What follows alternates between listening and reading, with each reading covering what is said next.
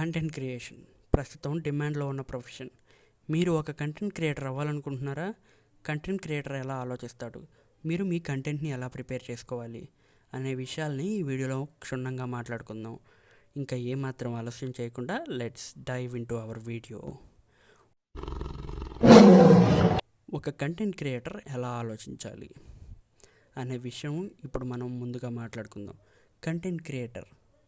Content క్రియేషన్ని మనం 2 ఎరాస్గా divide చేసుకోవాలి. కరోనాకి ముందు, కరోనాకి తర్వాత. కరోనాకి ముందు జనరేషన్ అంతా కూడా జనాల్ని ఎలా ఎడ్యుకేట్ చేద్దాం అన్న ఆలోచనలో ఉండిపోయి ఎంటర్టైన్మెంట్ గురించి పట్టించుకోవాలి.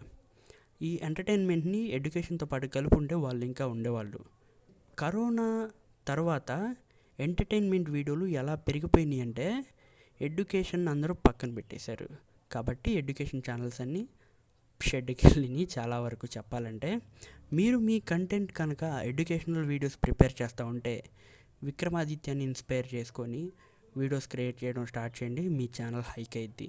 ఎందుకంటే కొత్త టాపిక్స్ అన్నీ కూడా తీసుకొచ్చి వాటి మీద డీప్ అనాలిసిస్ చేసి వీడియోలు చేస్తారనమాట. ఎంత ఇంట్రెస్టింగ్గా ఉంటాయంటే ఒక్కొక్క వీడియో ఏకదమ్ బంపర్ హిట్. ప్రతి వీడియో కూడా 1 మిలియన్ వ్యూస్ తక్కువ ఉన్న వీడియోని విక్రమాదిత్య ఛానల్లో నేను ఇంతవరకు చూడలేదు. ఇప్పుడంటే అతను పాతోడైపోయి మూల పడేశారు, కానీ అతని ఛానల్ని ఇంతకుముందు అతను వీడియో పెడుతున్నాడంటే నైట్లో మేల్కొని ఉండేవాళ్ళం ఆ వీడియో కోసం. ఇప్పుడు మనం ప్రస్తుతం ఉన్న కంటెంట్ క్రియేషన్ గురించి మాట్లాడుకుంటే పరమ రొట్ట. కంటెంట్ క్రియేషన్ అనేది చచ్చిపోయింది. నిజానికి మాట్లాడాలంటే కంటెంట్ క్రియేషన్ అన్న పేరు పెట్టుకొని ఒకటేమో బూతులు మాట్లాడతాడు, ఒకటేమో పిల్లల్ని వేసుకొచ్చి వాళ్ళతో బూతులు మాట్లాడిపిస్తారు, సెక్సువల్ కంటెంట్ని స్ప్రెడ్ చేస్తారు, టాక్సిక్ కంటెంట్ని స్ప్రెడ్ చేస్తారు, న్యూడిటీని స్ప్రెడ్ చేస్తారు. ఇదా కంటెంట్ అంటే? ఒక అమ్మ వస్తుంది, ఇలా అంటది, కిందకి చూస్తాడు, లైక్ కొడతాడు, అలాగే హైక్ వెళ్ళి తప్ప ఎవరైతే యాక్చువల్గా కంటెంట్ చేస్తున్నారో వాళ్ళకి హైక్ రావట్లా. ఎందుకు? Dopamine business. అర్థమవుతుందా? ప్రస్తుతం ఎవరు కూడా కంటెంట్ ఇవ్వట్లా, డోపమైన్ బిజినెస్ చేస్తున్నారు. అది గుర్తుపెట్టుకోండి. కంటెంట్ క్రియేటర్ నిజంగా నేను ఒక కంటెంట్ క్రియేటర్ అవ్వాలనేవాడు ఈ స్టెప్స్ని ఫాలో అవ్వండి. నీ దగ్గర ఒక ఫోన్ ఉందా, దాంట్లో మైక్ ఉందా, చాలు. ఏదైనా మంచిగా రికార్డ్ చేసే అప్లికేషన్ ఒకదాన్ని డౌన్లోడ్ చేసుకొని ఇప్పుడు నేను ఏ విధంగా అయితే రికార్డ్ చేసుకుంటున్నానో అదే విధంగా నువ్వు కూడా రికార్డ్ చేసుకొని బేసిక్ ఎడిటింగ్ నాయిస్ లేకుండా చూసుకో, సరిపోద్ది. దాన్ని ఎడిట్ చేసుకొని పబ్లిష్ చేసుకో.